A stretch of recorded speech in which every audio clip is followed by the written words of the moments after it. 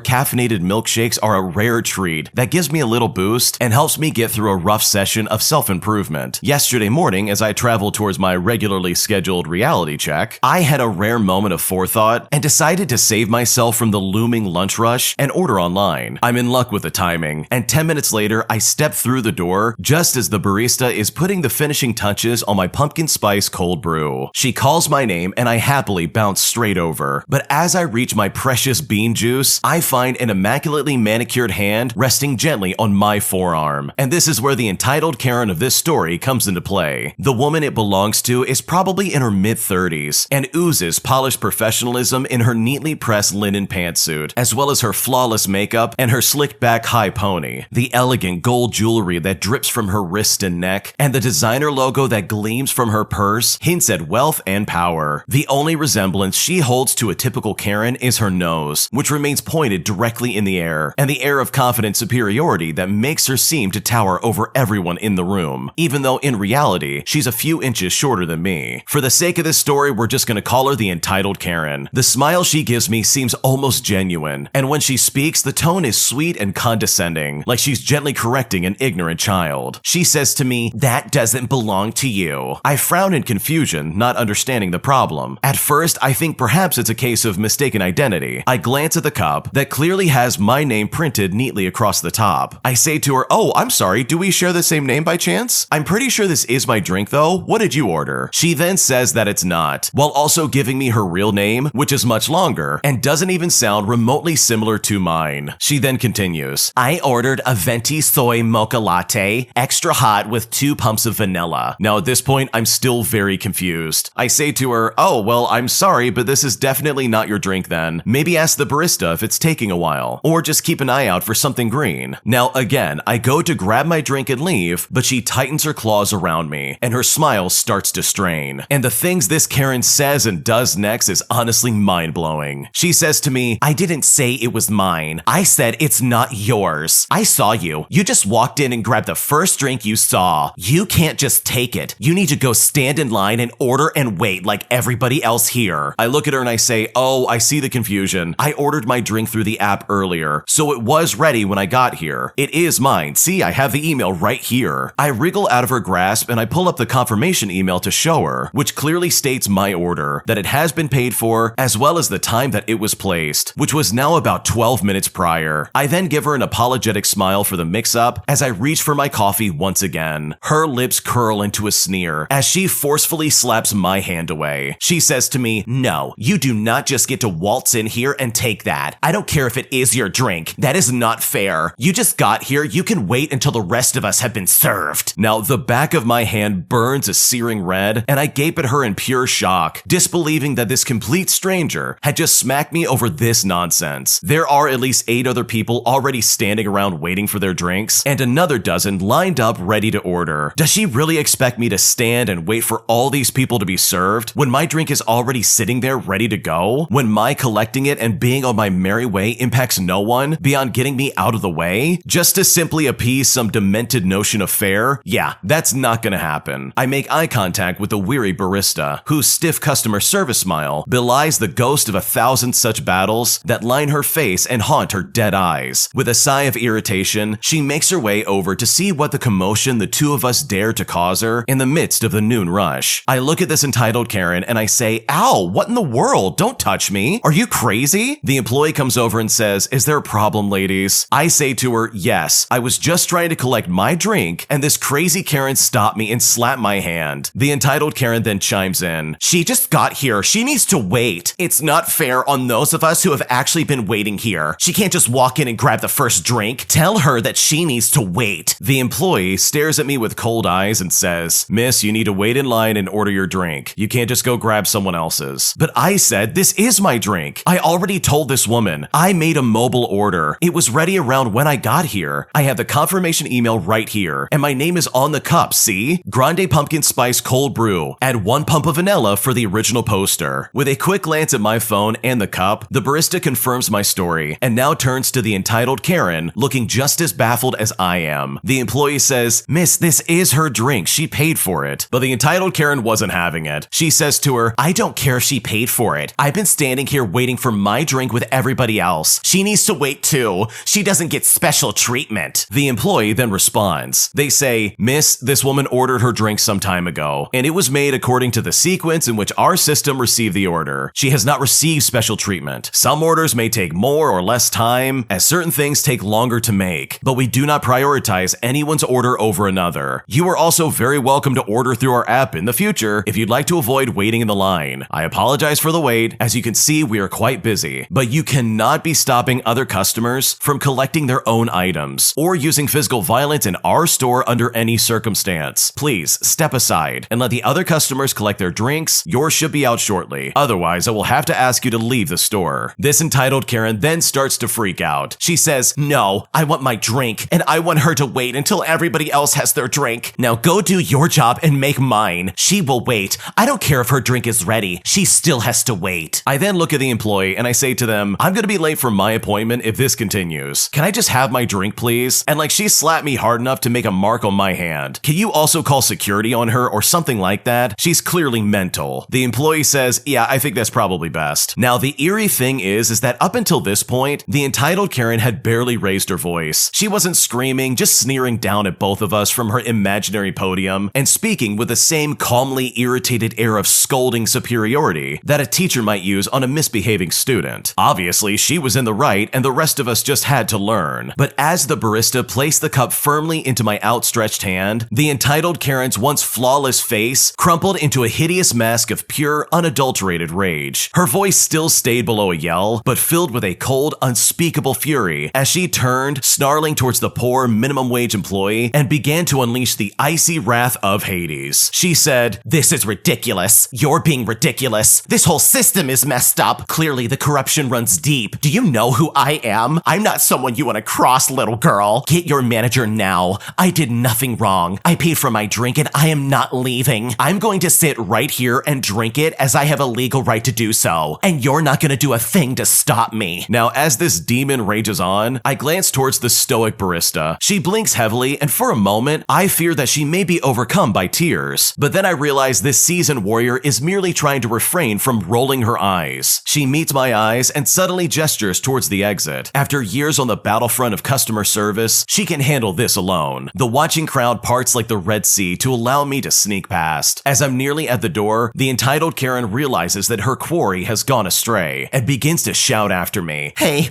where are you going? She can't just leave. Somebody stop her. I told you that she has to wait. I don't know why this is so hard for you people to understand. Somebody make that little jerk come back here and wait her turn. With a one-fingered wave, I push my way through the last few meters to the back door, just as I hear the sweet tinkle of the bell as a security guard arrives at the front door. The entitled Karen's righteous tirade turns again to how she has every right to be there, how she did nothing wrong, and that she refuses to be removed. She then says, "How dare you call security?" while also demanding that she get a refund and that her drink should be free. And she also demands an apology right away. She punctuates her rant by slamming her hands against the counter as she speaks. The indignant squawks of entitlement turn to muffled chaos as the doors close behind me, and I make my way to a much-needed session of therapy with my cold brew securely in hand. I like to think that security guard dragged the entitled Karen out of the shop, literally kicking and screaming, although my instincts say that someone so poised eventually regained her dignity and was walked out in a superior huff, probably making some comment about contacting her lawyer as she went. But as I gleefully guzzled my way through the delicious pumpkin-scented atrocity, I pictured a drink extra hot with 2 pumps of vanilla, slowly getting cold on a counter several floors below, while a dreary, uncaffeinated entitled Karen raged in her fancy office somewhere, and that image alone made every sip even sweeter. That is honestly insane. I cannot believe that this Karen literally assaulted somebody in line just because they ordered ahead of time online. Like, that is seriously messed up. Now, as someone from the United States of America, this is not typically something that someone gets away with. If someone hits you or leaves a mark on your hand, especially in public with a lot of witnesses around them, then that person is most likely going to get in trouble and possibly get arrested by the police. Like, you can't just hit someone like that. It really is not okay. In fact, the original poster went on to describe why they didn't call the police. They said that they had an appointment to get to, and they didn't want to wait around for ages for the police to arrive and give a statement. They also said that they didn't get hit very hard. They said that it hurt and it stung a little bit, but it didn't bruise. So she ended up just letting it go, which is very surprising from my side of the fence. I've seen plenty of people call the police over smaller things where I come from. So if anything, good for you for being the bigger person. I'm also astonished by this Karen's behavior. Like, she really thought she could stop you from leaving the store with your order? Like, who gives her the right to try and stop customers and force them to wait in line just because they think it's fair? That's like insane levels of entitlement that I can't honestly think of anyone trying to justify. So good for you for standing your ground quite literally and not letting this weird entitled Karen boss you around. She clearly has some kind of problems going on, and hopefully you never have to deal with her ever again. If you like Am I the Jerk, you're probably going to love Am I the Genius. Check it out, link down below in the description. Also, go to amithejerk.com/submit if you would like to submit your own stories. 2 Disney parents act like complete fools in the line for a ride they were trying to see, freaking out that they couldn't sit as a family, despite the fact that they sat 30 minutes in the single rider lane the entire time. And as a result, everybody in that family got split up, and the Disney dad ended up screaming at the cast member the entire time. Here's what happened. So I'm currently at the happiest place on earth. Some of these rides, including some of the most popular ones, have a single rider only lines, and they are exactly what they sound like. If you don't mind getting out into a ride with people that you don't know, you can get in and out pretty quickly. No extra lightning lane or Genie Plus needed in the slightest. It is important to know that as you make your way through the single rider line, there are multiple signs that say your party will be broken up, groups will not ride together. Well, I noticed a family just a few people ahead of me. They had 3 small kids with them, the oldest being 7 years old. I thought to myself, okay, let's see what happens here. You could already tell that they were trying to game the system and avoid waiting in the regular line. Keep in mind, this line was for the most popular ride, Radiator Racers, or whatever it's called in Cars Land. Even the single rider line was over 30 minutes long. The regular line would take 100 minutes. They got to the front, and the attendant, or should I say cast member, takes the first kid and tells her to get in line 4. The dad yells out and says, "She can't go by herself, she's only 7. The cast member spins around and says, "Feel free to go into the regular line if you want to ride together. Otherwise, your little girl goes into that line." The parents then start freaking out. The little girl does look hesitant, but she does go in, and off she goes, with mom and dad freaking freaking out. The dad is yelling at a cast member, mom is pacing and quietly freaking out, the rest of the family gets piecemealed out, and although the mom gets to ride in the same car as her 2-year-old kid, they are in separate rows. The dad stays behind to yell at the cast member again, who just keeps repeating out loud, single rider line only, and continues to smoothly do his job. The dad stomps over to his seat, yells out, "This is messed up," and off they go. You could tell dad told mom to get in that lane because it was faster, and my guess is that he promised her that this would all be okay. He probably said something like, "Oh, I'm sure they won't break us up, we're a family." Yeah, well, that guy was an arrogant jerk, and I'm just glad that the Disney cast members didn't give in to his weird demands. Yeah, Disney adults are really weird in my opinion. I'm not trying to offend anybody, but out of any fandom or like obsession or some kind of interest anyone might have, some of the people I've met who take it to the most extreme level are Disney adults. And look, don't get me wrong, there's nothing wrong with being a fan of Disney films or their products or anything like that. I mean, I'm pretty sure they own like everything at this point, but when you take this interest in this hobby and you kick it to the next level and you're going to all the rides and you're acting super entitled, that's when it goes well over the line and it honestly becomes obnoxious. So I'm right there with the original poster. I'm glad that the Disney cast members put them in their place. The way they were acting was incredibly obnoxious. They knew exactly what line they were getting into. There's no way they just got in it by accident. And I think the original poster is right as well. I can see for a fact that either the mom or the dad was like, "Yeah, we'll just get in the single lane and then they'll just accommodate us from there." Like, no, buddy, that's not how it works. And plus, there's so many signs up there that basically describe, hey, this is the single rider lane. If you're experiencing some kind of special privilege, then you are delusional and you're about to be upset. So yeah, those people were super entitled, and honestly, they got exactly what they deserved. My entitled mother always freaks out anytime there's any kind of mess. And after dealing with this for so many years, I've decided to get revenge. And I've never felt better about getting back at my mother in my life. Here's what happened. So this happened a few years ago when I was 18 years old and still living at home. My mother was and still is a raging narcissist, as well as a control freak. In a way, I can't really blame her, since she grew up practically looking after her siblings, but it's something that slowly destroyed our family life. I was diagnosed with high-level ADHD when I was 19, which explained a lot of difficulties growing up. But this is the backstory as to why my mother is terrified of me touching her stuff. You see, my mother had this hatred for things not being done her way, to the point where she would go through her friends and family's trash just to rip up mail and other stuff with names on it, because people will find your address if they look through your bins. But you know, if they're looking through my bins, they're already outside my house, so I don't think they need my address, to be honest. But she would move everything of mine. She would put it away in places it doesn't live, shove it in bags. She would also go into my room to try and tidy it away, and I would lose things as a result. Things would also get broken, and so much more. It was endless, and I was growing angry. My father is also an enabler, so he would always defend her, even when he knew that she was wrong. What really tipped the scale was a seemingly normal day. When I cook, I usually clean a little as I go along, but I do the bulk of it after I've finished eating. Every single time, without fail, as soon as my butt touched the chair and I started to eat, she'd be in the kitchen screaming about how it's so dirty and no one does anything in this house. And then there would be the smashing sound of pots and pans, as well as noises of anger. And we've all gotten used to just tuning her out mostly. When I take a shower, I always dry myself off, head up to my room, telling them that the bathroom's free but not clean, and then I would get into my new clothes, quickly blow dry my hair and moisturize my face, and head down to clean up the bathroom. And yet there would still be screaming, shouting, while also claiming that she was just a servant to everybody in the house, claiming that no one respects her house and all this other stuff. And this would happen every single time. She wouldn't even need the bathroom too, by the way. She would just enter it and then complain. This time, however, she brandished my shampoo bottle in my face and screamed about how if I didn't put things away fast enough, then she'd kick me out of the house because she was tired of cleaning up after everyone else's stuff, even though nobody asked her to do that. She would also scream about having been on her feet all day at work. Mind you, she logs books on a computer, plus she refused to retire. So after dealing with this for so long, this is where my malicious compliance comes into play. For 4 long weeks, I put everything away, and I mean everything. Everyone else's stuff got put away or put on their placemat. I moved things around to their proper places. I put things away when she was in the middle of using it. Work stuff that she left lying around got put back into her pile of papers, with her clothes dumped outside of her room, blankets folded and stacked when she went to the toilet, spices and foods put on the top shelves. But that's not all. all. Bottles, jewelry, glasses, pots, pans, everything was put away. For some reason, I loved it. It seemed to scratch that itch in my brain whenever I got bursts of motivation to do it. It took me a month before she basically told me to get lost and to stop doing it. She'd lost multiple things, kept having to call out for help just to reach stuff because she's so short. My mom is 5'2", by the way. She would also sort through her papers and ask me where I moved her things. But all I ever said to her was, "Do you see how annoying it is now?" And then I would just close my bedroom door. Now, I moved everything back the next day when she was at work, and for maybe one blissful week, she stopped bothering me. But unfortunately, it didn't last long. But despite it all, I always remember what I did to my mom with a massive smile on my face. Yeah, that's a really funny way to get back at your mom. Like me personally, I can understand where she's coming from, where she wants to keep the house clean and free of clutter, and to that end, I totally get it. But for her to literally go around and be super weird about it, as well as literally cleaning everything up, even though people are in the middle of trying to clean it up themselves, that in my opinion is super toxic. Like there's no good excuse for that, and there's really no good reason to act that way. Like imagine that. Imagine you're in the middle of something that you're trying to work on, only to find out that your mom stepped in, moved everything around without telling you first, and then suddenly you're missing all this stuff. Like that, in my opinion, is completely unfair. So when it comes to you getting back at her and maliciously complying and putting everything away all the time, I personally find that to be super hilarious. Like seriously, she's getting a taste of her own medicine. If she doesn't like her things going missing, then she can clearly only begin to understand how you and the rest of the house must feel. So good for you for maliciously complying and essentially putting your mom in her place. You taught her a lesson very quickly, and even if she still transforms into the same person, you at least proved her wrong when it counted. My entitled brother takes a hammer and destroys my Xbox, but when I try to confront him and my parents about it, my parents yell at me and claim that my little brother would never do that. So I decided to get some revenge by exposing him for the liar that he is and eventually leading my parents to sending him off to boarding school. And I'm so happy I was able to get back at my little brother as well as getting him out of my life. Here's what happened. So for a bit of context, I'm 16 years old and in high school, and my brother is 12 years old in middle school. Let's call him Bill. Bill is not his real name. He has always been super spoiled with anything he wants at any time. Like if he said, "I want McDonald's," then someone had to go get him McDonald's right then and there. He was spoiled so much that he could not mentally comprehend not getting something or being told no. Well, eventually I got a job working at a fast food restaurant because my family needed the money, probably because they spoiled the crap out of my brother. But I secretly started to set aside money to buy an Xbox for myself, and eventually I did just that. Now, when my family found out I bought an Xbox, they just assumed I would let my brother play on it without permission on my account. But I flat out said no, and my brother began having a tantrum, and my parents yelled at me for it, which is really stupid. It's my Xbox, they can get lost. Well, a few days later, my brother skipped out on school and destroyed my Xbox while my parents were gone. When I get home to my room, all I see is chunks of Xbox and pieces of the game discs everywhere. I immediately confronted my brother about this with my parents, and my parents immediately took his side, and eventually started to yell at me, and my brother had the stupidest smug grin on his face, and at that point, I vowed to expose him for the jerk that he really was. So a few months later, I saved up for 2 more Xboxes, knowing well that I would need both. I hid one of the Xboxes in my closet and set one up in my room. I decided I was going to record him destroying the Xbox and then show it to my entire family. And sure enough, 2 days later, he skipped school and destroyed the console. He pretty much bit the hand that feeds him. But what he didn't know is that I caught him in 4K because I had my phone set up on a high shelf with the camera on to record him. I then confronted him and I was smiling like the Grinch. I go into his room and he says, "Something you want to say?" Then I pulled out my phone and played the recording at full volume, and I edited the clip up to when he went into my room with a hammer and destroyed it. His eyes got huge and he began screaming like a toddler. My parents overheard and came upstairs, and I showed them the recording, and the look on their faces, oh man, all they could do was just stand there in disbelief and watch it on repeat. I eventually walk out feeling like I had won the lottery, and I pretty much had. I go into my room to clean up the mess and set up the second Xbox, and as soon as I close the door, I hear my parents yelling at him at full blast for about 20 minutes. And as they are doing this, I share the video on my family's Facebook page, and I am almost instantly bombarded with nasty messages towards my parents for spoiling him so much and for just being awful parents. It felt so good to finally get my sweet revenge on this spoiled brat, He was eventually sent off to boarding school, and my parents had to work more because it's not cheap. I also stopped helping to pay my family's bills because I just flat out said, I'm not going to pay for the stuff this stupid spoiled demon got. I only pay for the stuff that I need right now. My family also stopped giving my brother everything, and I know for a fact that he will not be a good adult when he is 18 years old. It felt so good to finally get my brother caught as well as getting him out of my life. Wow, your brother's a demon for sure. Like seriously, what was he thinking? For starters, the precedent that your parents have set up for your brother in basically giving him whatever he wants is honestly so bad. You are literally telling this kid, yeah, it's okay to act like a brat, you're gonna get whatever you want. And the parents are just enabling that left and right. It's not fair for the original poster or even for the kid that they're spoiling, because the original poster has it right. He's probably gonna grow up to be an awful adult, and that's not serving anybody or society in general. But also, how can the parents be so dense that they didn't realize that the brother destroyed the original Xbox? I mean, what, did the original poster break it himself just to blame his brother? That thing cost hundreds of dollars, and I'm sure the teenager of the house doesn't have that kind of money to just throw around whenever they want. That was really expensive, and they probably really liked the console to begin with. So it's really sad to see how deep within their own delusional thoughts they had basically fallen into in thinking that their perfect son couldn't have destroyed that Xbox, which he absolutely did, by the way. But honestly, with all things considered, your revenge was absolutely perfect. You caught him right in the act. You showed him exactly why you should not be messed with, and you got it all on recording to boot. And that, in my opinion, is the best way to go about doing this. Clearly, words are not going to work for your parents, so you really do need some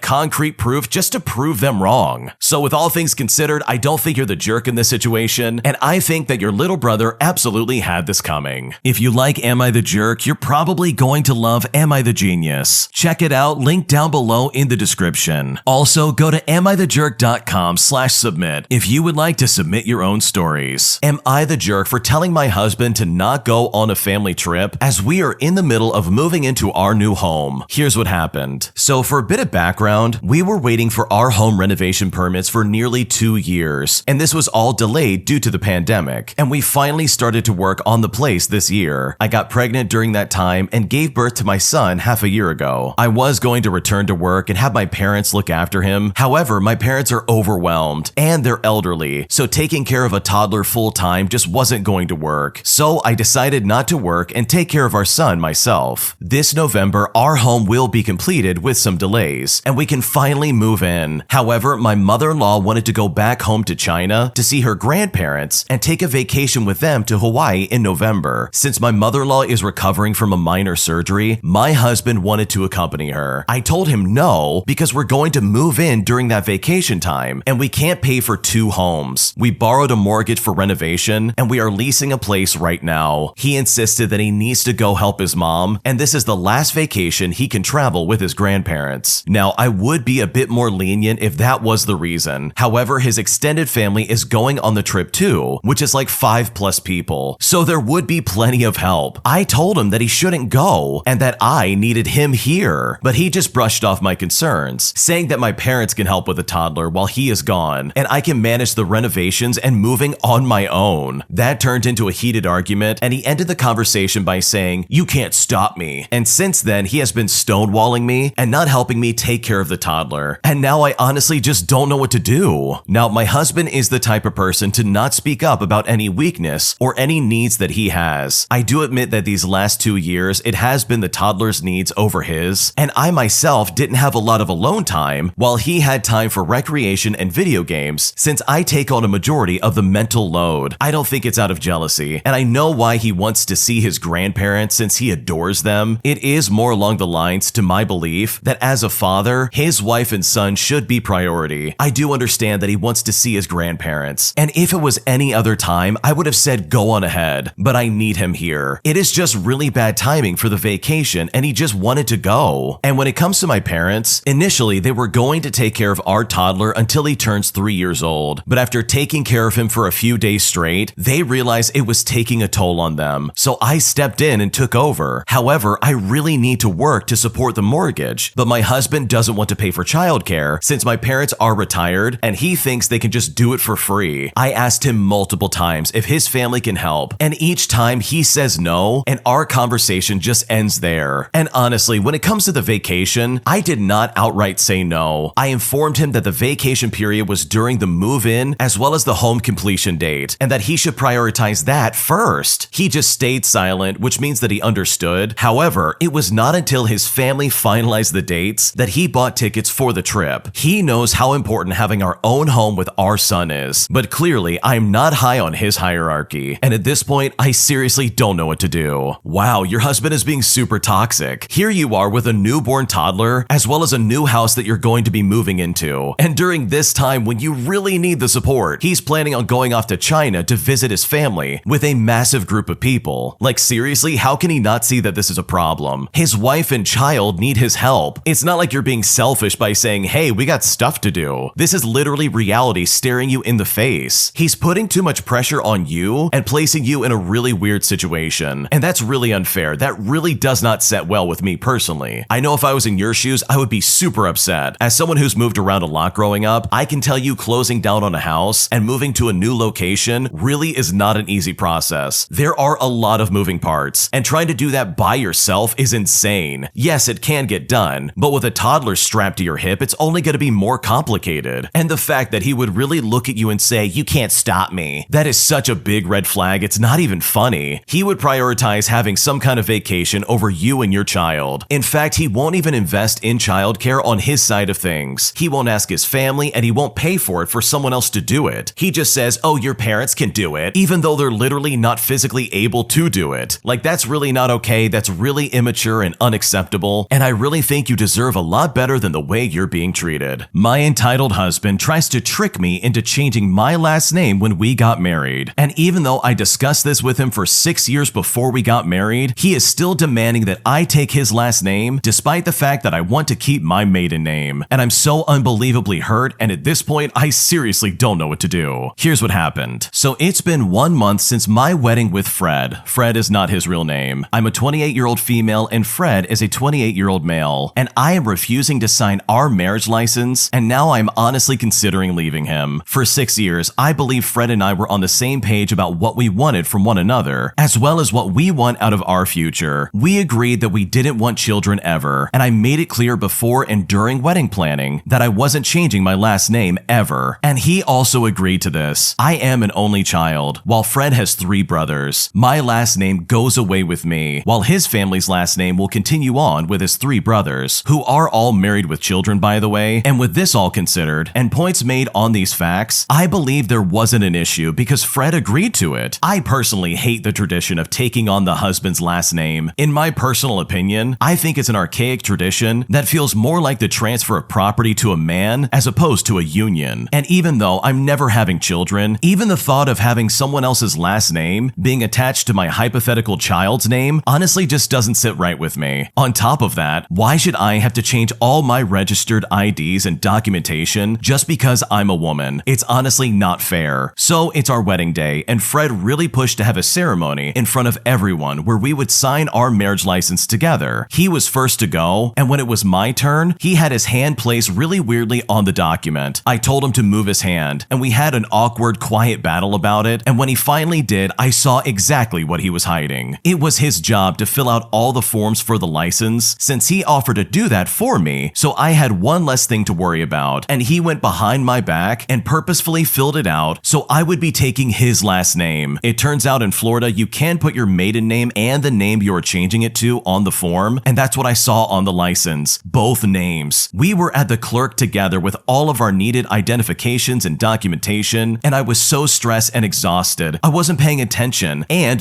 I trusted him, so I never thought once that in any world I would need to review what he filled out or to even review the license when he had it in hand. Now, I refused to make a scene in front of all of our friends and family or fall into the pressure that I was under, so I pretended to sign it, and the rest of the night was absolutely ruined for me. Everything I thought we agreed to and all my preferences that he knew about and thought he respected were absolutely destroyed. It was like my world was ending and what should have been the best day of my life. Fred is now a completely different person. He's all about tradition now, and how it's his right to have a wife with his last name, how it's embarrassing that his brother's wives didn't make this an issue for them, and how all his friends will give him all this garbage if I don't change my name for him. He keeps saying that it's not that big of a deal and that I'm ruining ruining our future. On top of that, he keeps bringing up the child argument, saying stuff like, we can't both have different last names, and they should take mine. But I'm just thinking, I thought we didn't want any kids. I know it's technically the certificate that changes your last name, but to know that this is what he's wanted all along, and that he was willing to try and pull one over on me is disgusting. I feel manipulated and heartbroken, and now he's put all the pressure on me to make a decision because time is running out on filing our marriage certification, and he isn't changing his mind. I feel like I've wasted our guest time. I feel like I've wasted all of our family's money on our wedding, as well as wasted our future together because I let him fool me for 6 years, and I truly never saw this happening to me. I feel like I've wasted my life, and I'm backed into a corner with someone I don't even recognize anymore. And at this point, I seriously don't know what to do. That is an awful situation. I'm so sorry you're dealing with that, but this really does not sound like a good start to your marriage. It's almost like he was listening to all the things that you wanted out of your marriage, and instead of being honest with you, it seems like he just played along and pretended to care about what you wanted. That is so gross in my opinion. And you said it best yourself. He knew exactly what you wanted. He knew that you wanted to keep your last name, and yet here you are on your wedding day in front of everybody, almost signing a license that would basically change your last name. He also knows that you don't want any children, but here he is suddenly, after 6 years of knowing how you feel, talking about the future children that the two of you are gonna have. Like seriously, I would feel like I'm losing my mind as well. So I don't blame you for feeling this way. And in my opinion, this is a big red flag because I really think that you're seeing exactly how Fred actually is. He is starting to open up in a way that you've never seen before. I would even be willing to bet that this probably feels like a complete stranger. I know if I was in this situation, I would feel that way. Here I am marrying somebody and literally they change overnight. They're saying stuff like, oh, my brother's wives didn't make a big deal out of this. Why can't you just change your last name? Like Fred is either dense or just completely ignorant. So honestly, I don't blame you for feeling the way that you do, and I don't blame you for getting upset, because if he really loved you, he would not be acting in this way, and it's just really sketchy all around, and hopefully things get better before it gets worse. This next one came from the Am I the Jerk subreddit. Check the links in the description if you would like to submit your own story. Am I the jerk for leaving my job at my scheduled time and leaving a task unfinished, even though I've been told multiple times that we need to comply to our scheduled labor hours? Here's what happened. So I work as a pizza delivery driver for a popular pizza chain. About a month or so ago, our district manager decided to cut back labor hours to all the stores that she takes care of in her district. This isn't a problem for the other stores, as they don't have as many employees as our store does. It was a complete detriment to us though, as we are now required to leave as soon as we can, whether that be our scheduled clockout time or sooner. When our store manager told us about this, we'll call him Jim. Jim is not his real name. One of my coworkers asked what to do if we have to leave, but we have a task that is unfinished. Jim said you still have to finish that task before you leave. Essentially, we are supposed to leave on time with all tasks completed, but most days that is entirely impossible. With being a delivery driver for this company, depending on your shift, you have to do dishes or prep dough for the next day, as well as answer phones and talking out deliveries. And there are some nights where there are large amounts of deliveries that will take up most of, if not all of your shift, and you will barely be able to do anything else. Fast forward to last night, and I was working a closing shift, which meant that I was doing the dishes. It had been a nice balance of doing that and taking out deliveries, and I did not have much time left. About 30 minutes before we closed, I had to take a delivery to a home in a very small town about 10 minutes away. This meant that I would be gone for at least 20 minutes for the round trip. That's not including the time to get out of my car with the order, waiting for the customer to answer, giving them their order, and then leaving. That varies wildly from customer to customer, but thankfully that only took a couple of minutes. I didn't get back to the store until 10 minutes before we closed. I was scheduled off 15 minutes after we closed, and I got as much done as I could in the time I had left. When it hit the time for me to leave, I put away what I had done and I clocked out. About 10 minutes later, I received a text from a phone number I didn't know. It was the manager that was on duty for that night. Let's call her Heather. Heather is not her real name. Heather, I guess, wasn't happy that I left and sent me a text message basically saying, next time you decide to leave, maybe you should finish your job. Attached to the text message was an image of some dishes from up front that I didn't even know were there. And it wasn't even that much. There was maybe like 1 to 2 loads, maybe 3 of dishes that I had missed. Fast forward and it's the next day, and I haven't responded to the text message at all. I'm going to be getting a hold of Jim today and ask for better clarification on what's the deal with our labor hour cutback. contacts, as well as asking for our district manager's contact information. I did what I was supposed to do, which was clock out on time, but I get an angry text message for not completing my task before I left, which by the way would have put me into overtime. I'm annoyed and I'm incredibly confused now. So am I the jerk in this situation? What should I do? Honestly, I do not think you're the jerk here. Let's look over the logistics real quick. First off, it's not that many dishes. This Heather lady's acting like you just didn't do any dishes at all. Look, you did the best you could with the time you had left. And if these people want you to clock out on time, then guess what? That's what I'm gonna do. In my opinion, I think it's incredibly unethical to try and force your employees to work off the clock just to try and complete some kind of task that they could have done on the clock. It's wrong to try and do that and incredibly illegal. If I'm clocking into work, I deserve to get paid for every second that I'm there. So for Heather to be like, wow, you didn't even complete your job, considering all the things that you need to do, that in my opinion is so disgusting. And also, if you really want a business to fail, just start cutting people's hours. That'll definitely take care of it. The fact that there's no give or take when it comes to this job is, in my opinion, completely insane. I don't know about you, but working at a pizza restaurant is probably the last place I would want to work. Not because I wouldn't enjoy it, which I honestly don't think I'm cut out for that type of work, but in my opinion, think about how busy a pizza restaurant is, especially if they send drivers out for delivery. Like, that would be a constant grind to get people's orders done and completed. And you know for a fact that people are going to call in late, people are going to give the wrong address, people are not going to show up to get their pizza, and all this other stuff. I would imagine that's a job that has a lot of nuance when it comes to what's expected of you on the job. So for the district manager to be like, okay, do all of your jobs, but in this set amount of time, that in my opinion is awful. And that is not a good sign of that work environment. So overall, no, I don't think you're the jerk. You didn't do anything wrong, and you were literally just trying to get your situation figured out. And hopefully, in the future, they're able to give you some kind of leeway when it comes to staying overtime and doing your job. An entitled sister-in-law tries to take credit for a large donation to a cancer fundraiser that we were running, and I've never been more blown away by somebody's selfish entitlement in my life. Here's what happened. So for a bit of context, my mother has a friend that has terminal cancer. She got diagnosed about a year ago or so, and it's recently went terminal. She only has a few months left, so her friends and family decided to have a fundraiser in her honor to help cover medical costs, any afterlife costs, and bucket list costs, as well as to help the family out after she passes. This lady is an amazing person. Everyone in town knows and loves her. She's a hairdresser and has been doing my mom's hair for ages. My mom has been a big part of the planning and fundraising for this event. There are a handful of this woman's friends and family taking a hand in it. However, most of them live an hour or so away, so the businesses and the people they are getting donations from are not our town and they don't know anyone. So my mom took it upon herself to call nearly every business in town, family-owned shops and restaurants, chain shops and restaurants, travel agencies, insurance agencies, big places of employment, etc., as well as donations from the general public. She even got our local Walmart to donate some money. She's gotten everything from small items to gift cards to whole baskets and massages, as well as discounts, while also getting our local airport to donate 2 30-minute airplane rides around our county. And the latest place to donate was our bowling alley. The guy who runs and owns the place is amazing. He also coaches both of our high school bowling teams. When my mom called, he said that he's going to take a bit to think about what to donate because he wants to do something other than just a free bowl or two. He ended up ordering 2 new bowling balls and is donating them along with 2 one-hour bowling parties for 10 bowlers. And that's like a $400 donation overall at least. So anyways, he told her last week when he called to confirm what he's donating to call back in a week just to check if it's in and if she can come by and pick it up. She's been posting thank you notes on Facebook for the donators and telling what they've donated to kind of give a peek at what the auction baskets will include. So she called today to ask if it's in as well as when she can come and pick it up, but she was then informed that somebody already did. And it's right about now that we realize that things were absolutely not as they seemed. Now, my mom was not made aware that someone else was picking it up. She posted about the donation on Facebook and added it in the group chat that they have for friends and family. No one outside of this private chat knew that she had not picked them up yet. She messaged them all, asking if one of them had grabbed it and forgot to tell her about it, but they all had no clue what she was talking about. We thought that maybe some jackwagon saw the post and decided to take it for themselves. I called the owner and I asked them if he knew who picked up the stuff, and he said it was Jessica. Jessica is not her real name. He said that since she was family, he thought that we had sent her. My mom texted the group chat asking if if anyone knew who Jessica was, and it turns out that she is the woman's husband's sister. This sister is not in any of the group chats and has not attended any of the meetings regarding the fundraiser or the planning. The woman's daughter is in the group chat and is very active in the planning and the fundraising. She called her mom and asked if she had heard from the sister and if she had seen the bowling balls or the certificates, and her mom said that the sister brought them to her home, saying that she got this huge donation from the bowling alley. Now, none of the donations have been going to her house. We don't want to clutter up her house and cause her stress trying to plan, so the friends and family have been keeping the stuff at our houses until the time for the fundraiser. So there's no other reason for her to take them to her house other than to try and take credit for what was done. I just don't understand why she would take it upon herself to go pick up a huge donation that she didn't even take part in without telling my mother, you know, the one who got the donation, that she didn't need to go pick it up because she had covered it already. She took it straight to the woman's house without asking the group that's planning where they're storing the donations. And she didn't tell anyone that she took it. She doesn't even live in our town. She literally lives 30 minutes away. So she had to go so out of her way to pick this up. She took this to her sister-in-law's house, trying to take credit for this huge donation when she hasn't put in a lick of work to this fundraiser, and left us worried that someone just took our donation and ran off with it. And honestly, with all things considered, I am so disgusted by Jessica's entitlement. Wow, that really does seem like she was trying to take credit for something she didn't do. I thought at first she was gonna try and steal the donation and maybe